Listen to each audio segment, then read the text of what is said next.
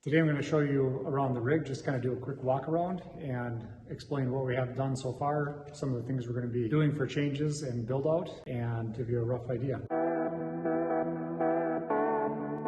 Okay, so this is an F550 crew cab, and this is the 7.3 liter gas engine. We had another company do a lot of the chassis work and mods, and we have it here to basically build out the interior ourselves. So I'll just kind of show you some of the things that were done on the chassis to start with. These are the DBL fender flares. These are Michelin 335 ADR20s. So this is one of the three main choices between this, the Continental, and the Goodyear tires are all options in this size.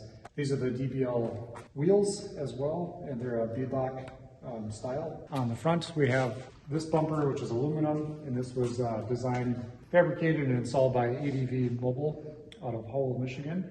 And this has room for a winch to be placed in here later, and has these nice, large cast Lunette rings, which are meant for like a Pintle hitch, but they look pretty cool for recovery as well. We have Baja Designs fog light and just a single LED element light for some additional scene lighting, and plan to add more over time. This is a hole to be used for an air chuck on a hose so that we can have air at all four corners of the truck. So that's not installed yet. I hope to do that at some point. So we did change the bulbs in the headlights. The OEM bulbs were halogens, and they're kind of a yellowish color and not very bright at all. They're actually quite bad, surprisingly bad. Like, I can't believe they produced a truck like that. So we put LED lights in. We'll put the which version in the comments. They make a big difference. I'll turn those on for you real quick.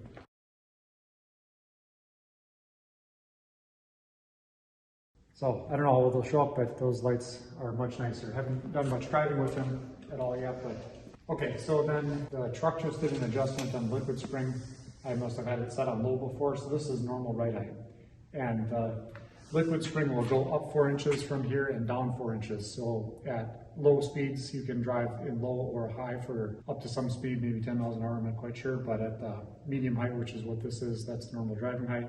And you can see it's got some pretty good height to it. So I'm 6'1". You can kind of see how tall it is here. So nice high ride height. We did add the amp power step. We did the XL version. So this one drops down a little bit farther than the standard, and I can't remember what the differences are, but this is 19 inches of step height with the XL version. So that's kind of nice. Otherwise, without that, you're looking at almost a 3-foot step up into the cab at that point. So that's a nice addition inside the truck. So this is the Lariat package inside the truck. The leather is Baja, the exterior is stone gray. Black seating is not an option with this exterior body color. So this is the LiquidSpring control. There's height, there is mode, sport, normal, and comfort. Sounds like most people just leave it in comfort. And I think these are for manual adjustment. I'm not sure. I haven't even really played with it that much. So I will actuate these in a little bit. We'll get some video of that so you can see it going up and down, but it's pretty cool.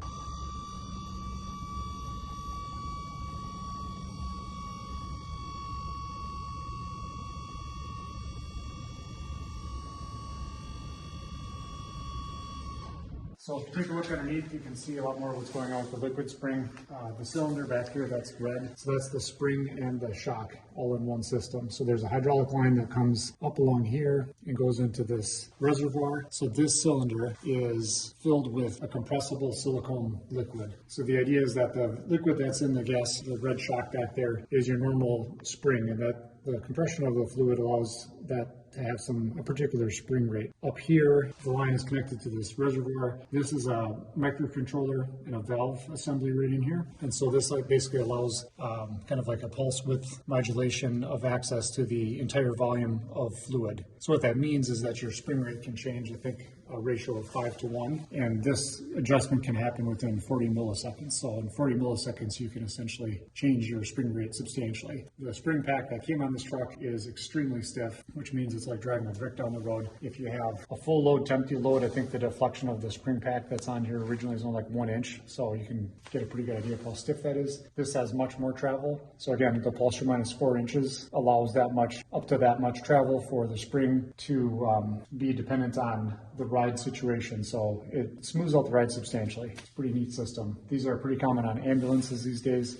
What I learned, most ambulances have these because it makes it much smoother for the patient. Of course, those are typically F550s as well. So back here is a big linkage, 4-bar linkage that allows for the actuation up and down. This is a leveler switch right here, so from side to side. The system knows if one side is higher or lower, it'll seek to constantly adjust. So when the truck is on, you can hear the pump doing its thing and making all these small adjustments, even if you're driving at a slow speed, not really going over anything too crazy. So another thing I want to point out down here, which we'll talk about more detail another time, is the subframe. So this galvanized weldment runs the length of the box and sets on top of the OEM frame, and that helps separate the rigid insulated box, the habitat, from the frame, which is fairly flexible. So that'll be the subject of another fireside chat. So what we have for the box doors, first of all, this habitat box is manufactured by Box Manufacturer.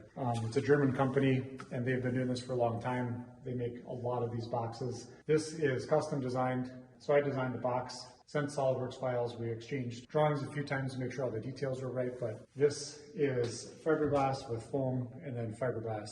And actually, here's a little sample panel right over here that had been cut out from the windows, and you kind of see the stack up here. So again, FRP, installation, and FRP. So in the walls, I was able to tell them where I wanted reinforcement plates. So on the exterior surface, just under the skin, as well as on the inside, there are a number of, I think 8-inch by 6-inch tall aluminum plates that are behind the skin. And so for mounting things on the exterior or interior, that's a good point to do it. So you can drill and tap a hole, use riv nut or something like that to tie into that structure, and it distributes the load really nicely. So you have an option for gluing, instead of just gluing to the panel, you can use mechanical fasteners. So these doors, this access hatch was built by Box Manufacturer. Here's their little engraving on these handles. I think the handle and door mechanism is actually made by KCT. So it's got a nice little lock cover. So to open it, use the handle. So there's a gas spring that helps lift it up and hold it up. And if you look back here on the door mechanism, it's a 3-point locking system, which is really nice. So this is kind of your initial latch, and then on either end, there's a stripe that comes out. So right now, if I was going to lock the handle, it does that. So this angled surface goes against the strike on the inside, and you get a nice drawdown to compress the gasket and keep it secure. So that's how those work. It's kind of a nice system. So stainless steel piano hinge up here, and then a drip edge as well. So coming around the back, this is again the torsion subframe, and this has taillights and brake lights, another one of the Baja designs, white lights. This is an access hole just for running wiring through, and these are hitch receivers. I've got 2, and the plan is to make a weldment that comes up along the back and then vertically.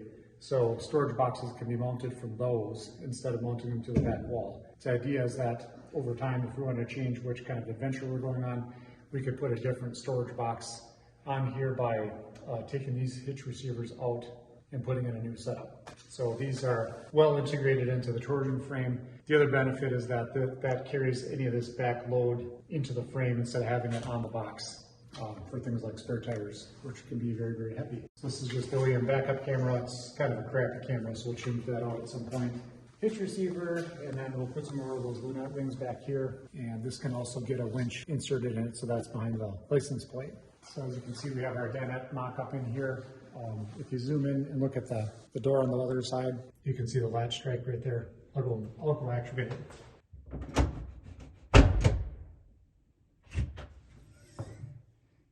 You have to come down lower.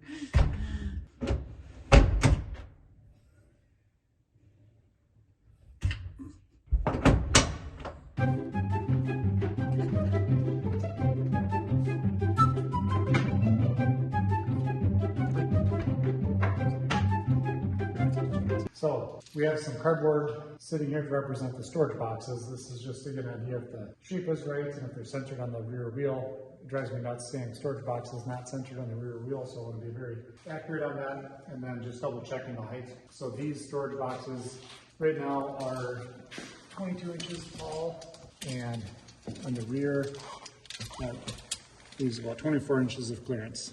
So that should be pretty good. Alright, so the front door, the access door, has the same kind of latch in it, and again, it's really nice because it has the 3-point stripe that comes down here and at the very top of the door, so you get really good compression and sealing and security. So when this is locked, in the locked position, this is the tumbler. So once that's actuated with the key or inside, that locks it in place and you can't move it. The nice thing is you're not using the key to help actuate the door handle at all. It's 2 separate motions, which makes it a nice secure lock. Make sure to like, subscribe, and check out our blog if you're interested in more content. Bye!